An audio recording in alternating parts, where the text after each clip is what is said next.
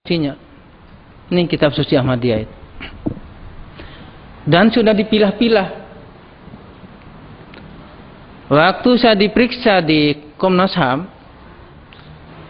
alasan Komnas HAM itu Undang-Undang Dasar 45 pasal 29 ayat 1 dan 2 tentang kebebasan beragama di 2 ayat Al-Quran, la ikraha fid din.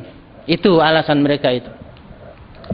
Saya balik bertanya waktu itu, Pak, menurut Bapak kebebasan beragama itu bagaimana?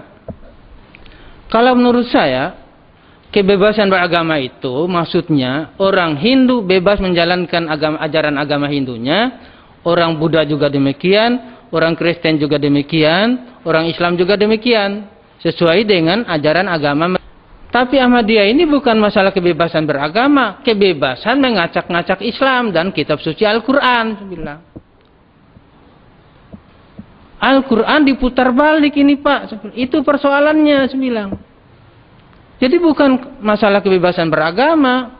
Kalau kebebasan beragama, Ahmadiyah bikin agama Ahmadiyah, nabinya Mirza Ghulam Ahmad, kitab sucinya ini baru kebebasan beragama saya bilang. Jadi ini Pak, yang bersifat internasional ini kitab sucinya itu. Dan duitnya juga banyak ini.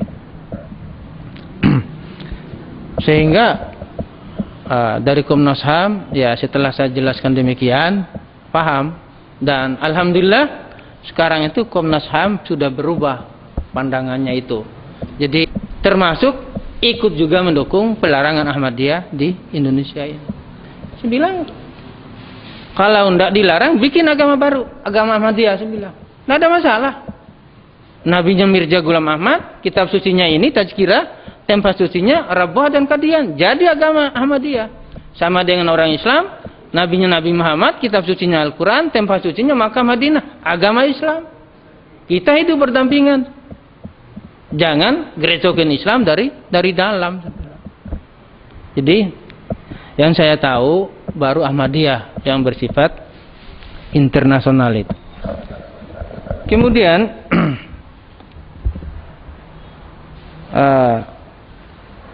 masalah Nurhalis Majid dan lain-lainnya itu memang awal-awal tahun 80-an itu memang otaknya itu yang paling getol Nurhalis Majid. Sehingga pernah terjadi mahasiswa saya itu ya dijambak begitu rambutnya, sampai marah juga sama Nurhalis Majid, sampai dikatakan begini, Bapak sebagai seorang intelek menghadapi tantangan semacam ini aja Bapak udah emosi, minta maaf gak sama saya, minta maaf gak sama saya. Akhirnya Nurhalis Majid, memang saya salah, innamal mu'minuna ihwatun. Pak, tanda tangan ini Pak, tanda tangan dia. Itu waktu menghadapi kasus kita bikin brosur tentang iblis atau setan masuk surga di pengajian para Madinah di Blok M sana. Jadi iblis masuk surga, jawaban terhadap pernyataan Nurhalis Majid dalam pengajian itu juga. Nurhalis Majid ini selama ini agama ini sama, jangan mengaku diri paling sama katanya. Tapi belum pernah dibuktikan kalau memang agama itu sama benarnya. Tidak pernah buktikan bahwa dia Jumat ini umpamanya ke masjid, minggu depan umpamanya ke gereja kan tidak apa-apa kalau memang sama kan. Kemudian ke wihara itu tempat Hindu Buddha itu kan tidak apa-apa kalau memang sama kan. Sama benarnya. Jangan mengklaim diri paling benar. Apa alasannya? Buktinya kata dia sama Johan Effendi, orang Islam sehari semalam membaca ihdinas siratal mustaqim dalam salatnya, yaitu minta petunjuk pada Allah, ya Allah tunjukilah kami jalan yang lurus, minimal 17 kali sehari semalam minta pada Allah supaya ditunjuki jalan yang lurus. Itu maksudnya bahwa jalan yang lurus itu tidak tahu di mana adanya. Mungkin saja jalan yang lurus itu ada dalam agama Hindu, mungkin juga ada dalam agama Buddha, mungkin juga ada dalam agama Kristen, mungkin juga ada dalam agama Islam. Makanya jangan mengklaim diri paling benar. Kata Nurhalis Majid. Saya simpan datanya kalau ingin data ke kantor. Koran-koran itu saya simpan semua. Tapi giliran anaknya, putrinya mau nikah sama orang Yahudi, ya, dia marah-marah. Dia kirim surat sama putrinya di Amerika sana. Dosa yang tidak terampuni kalau seorang wanita muslimah kawin dengan orang Yahudi kalau dia tidak masuk Islam. Loh, aturan tidak begitu sikap Nurhalis Majid. Kamu ini anak pelanjut daripada perjuangan ayah, kan begitu. Karena agama itu sama. Kamu ini mempraktekkan apa jadi gagasan ayah, kan begitu. Kan begitu. Ini marah-marah dia. Pendeknya dosa yang tidak terampuni. Baca Gatra itu, saya simpan semua itu. Majalah Gatra. Akhirnya dia sakit hatinya itu. Kemudian bagaimana membentengi muda, kan begitu. Ya, kita harus mengajarkan kepada generasi muda kita ini faham yang benar.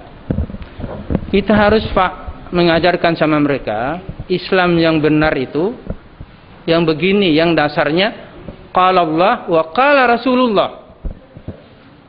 Sebab kan kebanyakan kita, aduh, khusyuk, saya mengerjakan begini khusyuk benar, pendeknya sampai nangis-nangis katanya. Ya, ada yang cerita sama saya, Pak, khusyuk betul kalau ikut cara begitu. Saya bilang, ibadah itu bukan khusyuk aja. Ibadah itu lillahi muhlisan wali rasulihi muwafikan, itu syarat ibadah. Kepada Allah kita ikhlas, khusyuk, wali rasulihi muwafikan, cocok. Khusyuk tanpa cocok dengan amal ibadah Rasul tertolak. Wakafa yuwafiq taufikan, itu cocok. Jadi kalau topi kita nomor 7, kepala kita nomor 7, beli topi nomor 7. Beli topi nomor 10, jatuh melulu. Itu enggak taufik namanya. Sepatu kita, kaki kita nomor 7, beli sepatu nomor 10, kedodoran terus itu sepatu. Itu enggak taufik namanya. Kalau mau taufik, ukuran kaki nomor 7, beli sepatu nomor 7, itu taufik. Jadi kita memohon pada Allah, taufik kepada Allah, cocokkan amal ibadah kita itu dengan amal ibadahnya Rasul. Kita minta berkali-kali pada Allah, ya Allah berilah taufik pada saya. Tidak mau mencocokkan amal ibadah kita dengan amal ibadatnya Rasul, percuma. Di taufik itu cocokkan amal ibadah kita ini dengan amal ibadahnya Rasul. Contoh, kalau Rasul salat subuh 2 rakaat, kita harus 2 rakaat. Kad kana lakum fi Rasulillah uswatun hasanah. Adalah bagi kamu Rasul itu adalah contoh yang terbaik. Tidak ada si A si B uswatun hasanah, bukan, tidak ada itu. Tapi kad kana lakum fi Rasulillah uswatun hasanah, contoh yang baik. Jadi bukan ibadah itu bukan karena ikhlas khusyuk aja sampai nangis-nangis, bukan itu aja. Lillahi muhlisan wali rasulihi muwafikan, cocok dengan contoh Rasul. Harus 2 ini, Pak. Jangan hanya 1. Tadi itu ada yang nanya, Abu apa itu? Ya, Abu Sangkan itu, ya.